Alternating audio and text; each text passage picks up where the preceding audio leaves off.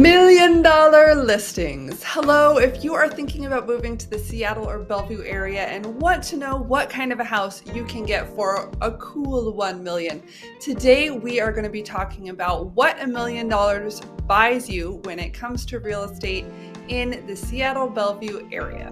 Stay tuned.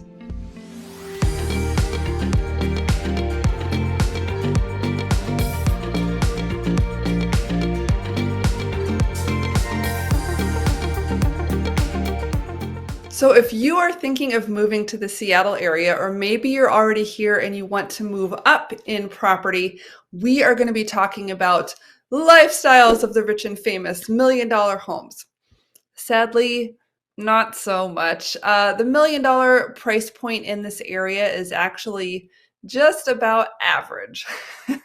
You are not going to be getting a super fly luxury home for $1 million in most parts of the city, but you can have some very nice family property that you'll be very comfortable in. I would say after the $1 million price point, the level of home you can get accelerates pretty quickly, with a $2 million home feeling like kind of an ultra luxury, ultra exclusive home. $3 to $5 million homes are really the top of the top. And then from there, it goes on to, the fabulously wealthy professional football players, names that you would recognize nationally, are living in, $16 to $20 million estates in and around town. I think Bill Gates's home was maybe 40 million or something like that. So we do have nice property here. And I would say that the gated communities and that type of thing are going to be $2 to $5 million properties. But for $1 million, I want you to set your expectations properly. You can get something fabulous, but it may not be an amazing dream home, depending on what that looks like for you. So if you haven't visited my channel before, I'm so glad you're here. Welcome, welcome, welcome. I am Emily Cressey, Seattle real estate agent, Seattle native, and your local guide to real estate in this area. Now, today we are going to look at some different areas, some different parts of town, to talk about where your money goes farther and what it's going to look like to live in $1 million home in those areas. Let's go. Okay, so now we're going to pop into the MLS and you can get a feel for what is in this $1 million price range. And I'll talk through some of these areas. We're 50,000 above and below $1 million. And let's look at the map.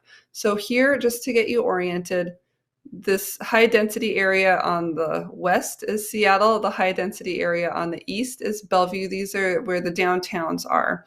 And this kind of Marysville to this gap here is kind of the driving area, the acceptable driving distance. In my opinion, you're going to be an hour or less getting into downtown Seattle for the most part, unless traffic's really bad. So we're not going to be looking out here on the peninsula. We're not going to be looking up in Canada, Olympia, the capital, Tacoma, another big city, or Eastern Washington. We're just mostly going to be focusing in here in what I call civilization, sort of this gray area. The green areas tend to be more mountainous, more rural, more sparsely inhabited. So as you can see, SeaTac Airport is down here, and there's also Boeing Field. So this has historically been an industrial area.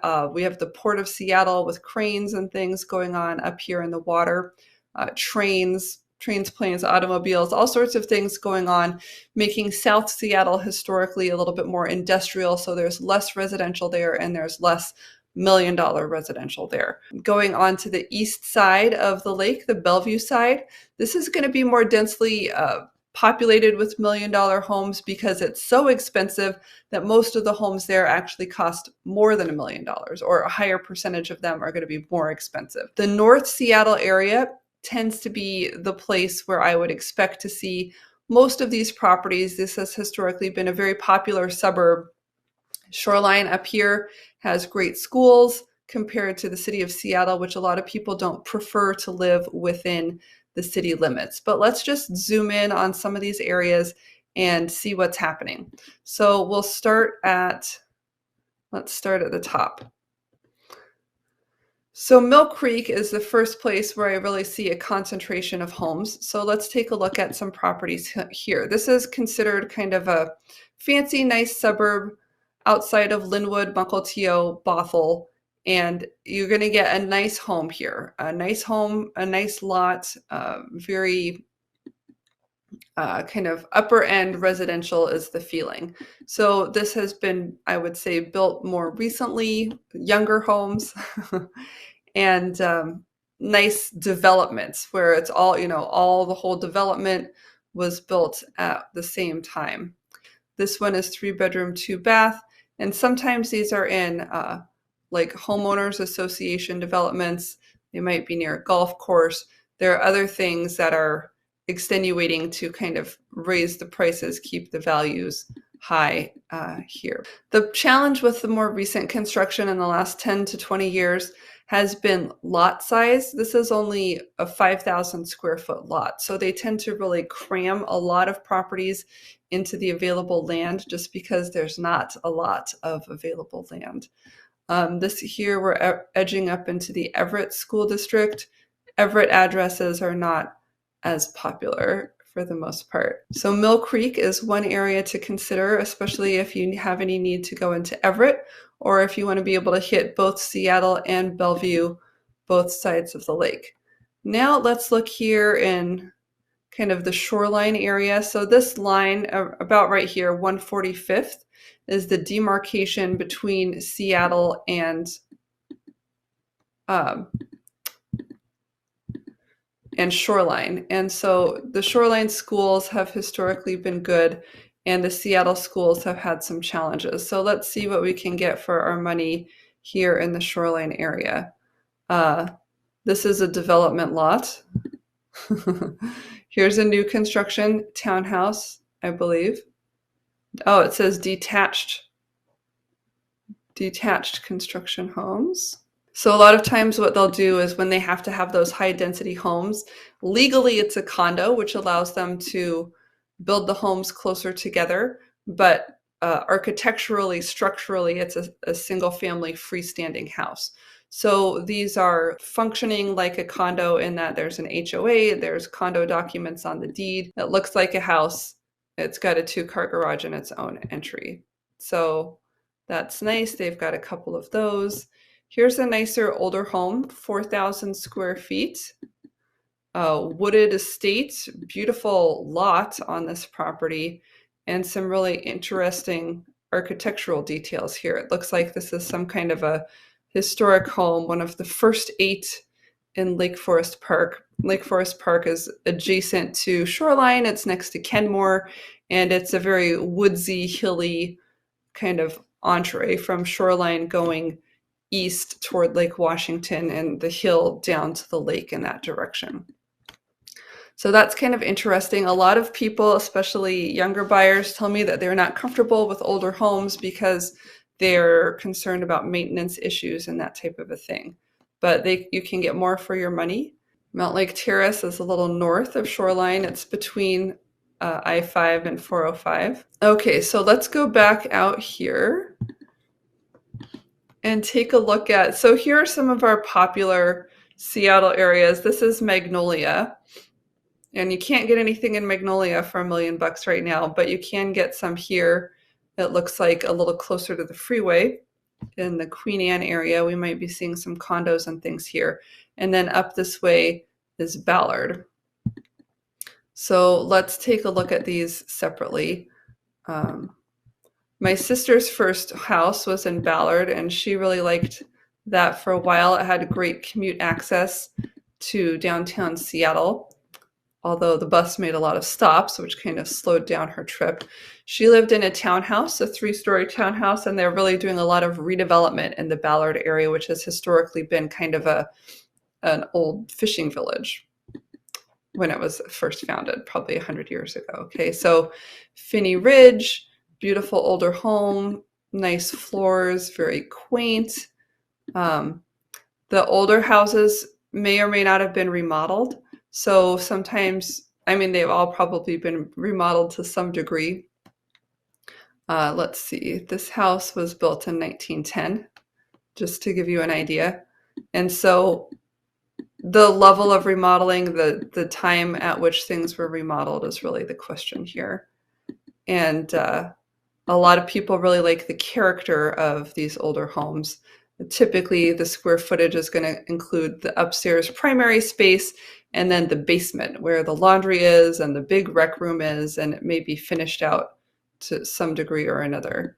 This is a Rambler in Ballard. So things to watch out for here are closet size can be very small, sloping floors as things have settled, lots of fireplaces. Sometimes these windows are older windows, the aluminum windows, not as energy efficient. Nice older house, 1,300 square feet, Crown Hill. This is where I go Christmas, not caroling exactly, but I sometimes do sing, but I often go with my family to look at Christmas lights here. So the whole neighborhood is really known for decorating with Christmas lights, and then a lot of these homes have views of the water because they're up on a hill. It's called Crown Hill in Ballard. It's a nice area. So even though this is a small home, 1,300 square feet, you're going to get a nice place. And this looks like it's been recently remodeled with new sod, new fencing, that type of thing. More of an upright townhouse style. Here's something with a view. This looks like maybe a condo. Yep, it's a condo. See this? So new construction, a lot of the new construction goes up. Vertical, focusing on keeping the footprint small and cramming as many houses as we can into a small area. So in a lot of these neighborhoods, parking is a really big deal. Ballard is known for having horrible parking. They'll take a street that had 10 homes on it, and they'll build each home lot into like 4 or 6 condos, something like that, these upright townhouses. And in Seattle, people are notorious for not parking in their garage. They keep their car outside because either it's too tight, the garage was built too small. My sister, when she was buying her townhouse, had to test the garages to see if her Honda Accord, which is not a giant truck, it's a sedan. So a lot of them, she didn't even bother going up into the building. She just came, tested the garage, didn't work, and left. So be careful with things like that. You don't park in the garage. You can park on the street. It doesn't snow, but Seattle does have relatively high car break-ins and that type of thing, burgling. So it's not necessarily the preference. Okay, an older house. This looks like 2 houses on one lot, sort of an investor special type thing. View townhome. So we're going vertical to get into this area in the $1 million price point now. So you're going to be getting an older property that's been remodeled, and some of these are very nice. This one says it's almost 3,000 square feet. Beautiful hardwood floors, cove ceilings, really cute stuff. But like, look at these stairs back here. I've been in a lot of these where the stairs are either short treads or they go up really steeply. Sometimes these extra bedrooms are in the attic with the slanting roofs, and it could be hard to get a bed up there. Wow, amazing stone. This is real Pacific Northwest style here. Live edge wood, metallic or stone basin, all of this natural tile. Really committed to the plan there. Okay, let's take a look at some other neighborhoods. So that's the Ballard area. Lots of townhouses and old fishing houses here that have been converted. Okay, here's Queen Anne, a popular downtown location right by downtown Seattle. So this is almost walkable to downtown Seattle. It's going to have a very urban feel. It's on a giant hill. There are buses that service this area, and sometimes we have view property. But this was one of the first areas to be developed. I mean, a lot of these are going to be like historic homes. So this is fabulous, 2,300 square feet, nice territorial view. Wow, look at this view out here. Unobstructed water views from the window. This has got to be a condo, 770 square feet. So, and what kind of a building is it? Some of these newer buildings have a lot of this like rooftop decks, inside living room type of space, grills, covered seating. So the idea is that you might have a tiny unit, but you can come here and meet your friends that live in the building, or invite people over for parties, or even do Thanksgiving or other events in some of the space. But you can tell, look at this view here. I mean, that's an amazing view. This looks like it's from the lounge. And you're very urban, you're very close to downtown here in the Queen Anne area. Lake Union, okay, really close to Google and Amazon. And this is, again, condo type stuff. So beautiful features. A lot of it depends on what you're paying for in terms of, this is downtown Seattle. What you're paying for in terms of the amenities of the building, how old the building is, what the upkeep on the building has been. So here's a nice unit with a Space Needle view in Queen Anne. Queen Anne feels very urban residential. So you can see here there's like an old brick home that's like a historic home. Here they tore something down and built a modern home, and that's very cubicle. And then, over here, there's this condo building. So you're going to get a real blend of old and new, but pretty much everything's going to be expensive. This close to Seattle, everything is expensive. Here's a 5-bedroom home, brick. They've done some updating, I would say, to get the listing ready to go. Formal dining room, updated kitchen. The layouts are sometimes more that galley style kitchen where the kitchen is hidden away from everything. It's not the great room concept that's more popular now. Sometimes also when you see a large number of bedrooms, the bedrooms are going to be in the basement, which some people are fine with that, and some people don't like their kids to be on a different floor than where they're sleeping. We're going to look at the whole east side as a group because there's not a lot here for us in the $1 million range right now. Little yellow house, 1,200 square feet.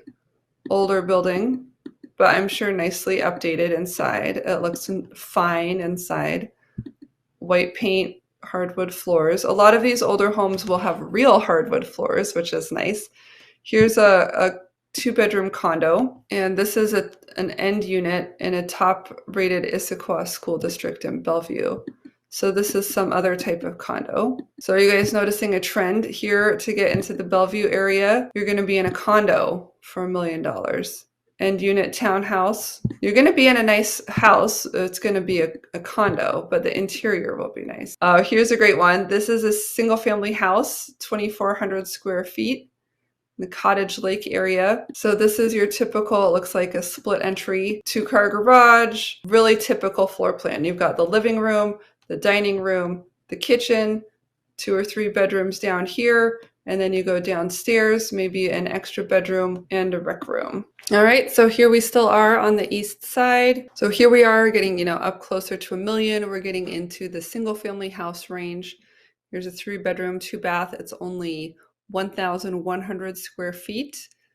Very small, but nice. And so, some of these Kirkland, Bellevue, different age of home, different quality of updates, right? This one looks a little more dated. It certainly has been updated at some point. Condo, penthouse condo. Okay, so these are the types of homes that we're going to be seeing maybe, and there are just a few, right? There aren't a lot to choose from.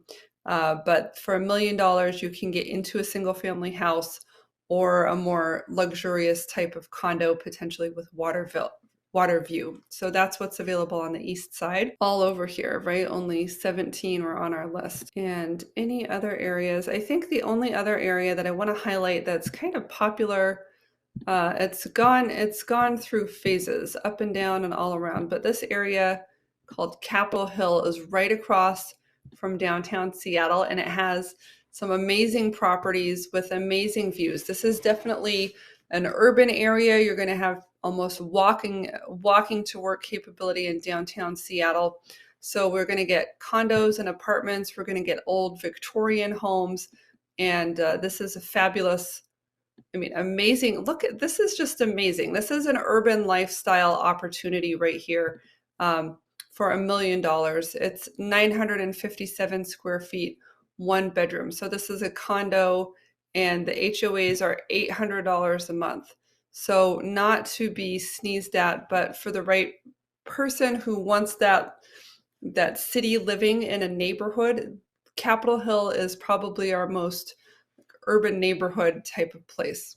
Corner penthouse on Cherry Hill. Some nice fixtures here. Here's a little Craftsman, 2,500 square feet. You're going to get a small lot. Look at this. They've divided and subdivided these lots, 3,000 square feet, less than 1/10 of an acre.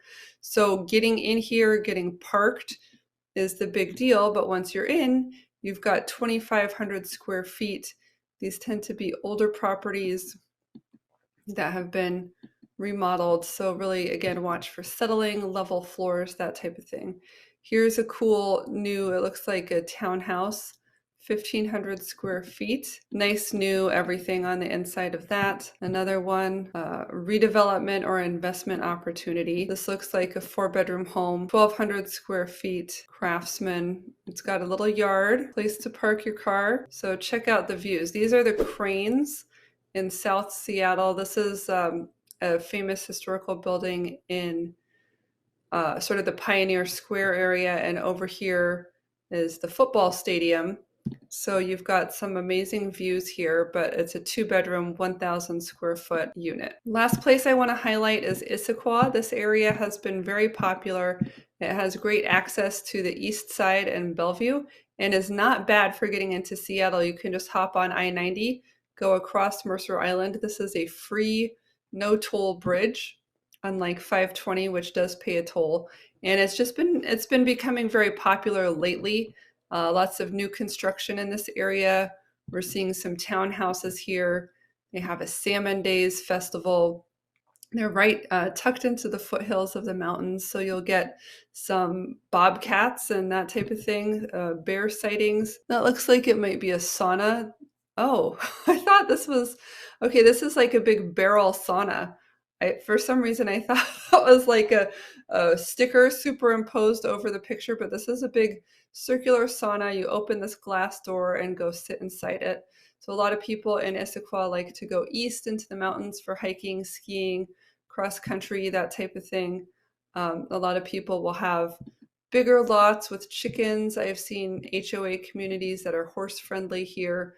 So this house is obviously not amazing, but it's good, and it's in a good location. This is the first and only single family house that we're currently seeing in Issaquah for under $1 million. So this is a nice area with good Bellevue and Seattle access. So I just want to wrap up the video just to give you a little bit of stats. Now, your mileage may change. You may watch this years in the future, but just to give you a sense of comparison of where we are on prices. So this purple line at the top of the graph is Bellevue. That's probably the most expensive city in the state. And as you can see, it's well above the red line, Seattle, on this median home price chart. So what we're looking at here is how much if you had all the homes together and you chose the one in the middle, that's the median, and how much does that cost? So let's just take a look at kind of what I might consider an average residential three-bed home that's not new construction. Okay, so in Bellevue, we're going to pay $1.4 million on average in the median for that type of a home. And in Seattle, we're going to pay $782,000. So this just goes to show that there are a lot more higher priced homes in the Bellevue area. It's almost twice as expensive. We're going to look at the average, the mean, just for a point of comparison here. So Bellevue, again, around 1.4, Seattle around 871,000. So just to give you a sense of how far your money goes in Seattle relative to Bellevue. Looking at condominiums for a point of reference, it's going to be, this is the more affordable point of entry for a lot of people. Not to say that it's cheap, but if you don't have $1 million to spend, a lot of people start with a condo. If you do have $1 million to spend, you can get a very nice like penthouse style condo, perhaps a 2-bedroom condo in a high-rise building downtown, those types of things. So if you like that idea of urban living and you want to be close to work, walk to work, then take a look at a condo. Just keep an eye on those HOA fees every month. They can get pretty expensive, especially in the buildings with more amenities. Thanks so much for watching this edition of Living in Seattle with Emily Cressey. I'm Emily Cressey, your local real estate agent, and this is just a sort of an overview of what's available, how far your money goes, and some of the different more popular areas of Seattle. Now, whether or not you're looking for $1 million home, it's still good to know what's out there and what you can get for your money. I would love to help match you up with the perfect home for you in the right area and the right price range. So please, if you're moving to the area, if you want some tips, let me know. I'd be happy to share information over the phone, via email, or if you want to get together when you're here, or I can even do video tours to show you homes if you're shopping from out of state. So I would love to help you out in whatever means is best. This channel is one of the ways that I meet a lot of my clients. So I'd love to have you be the next one. You can reach me at homeproassociates.com or call me or text me on the phone.